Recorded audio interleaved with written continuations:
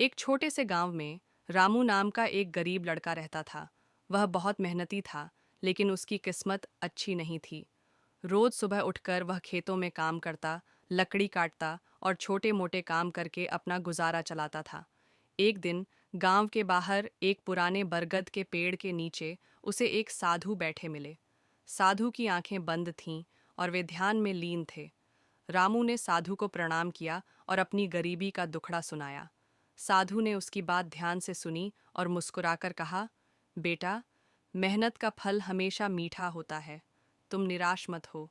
तुम्हारे भीतर एक अद्भुत शक्ति छिपी है, उसे पहचानो। रामू समझ नहीं पाया कि साधु क्या कह रहे हैं।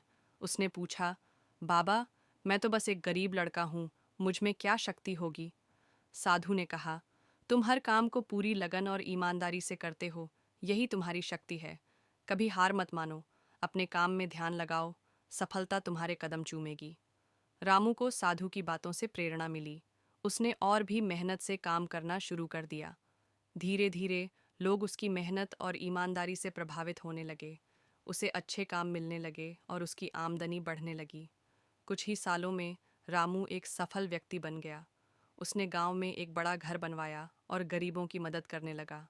उसने कभी साधु को नहीं भूला और हमेशा उनकी बातों को याद रखा।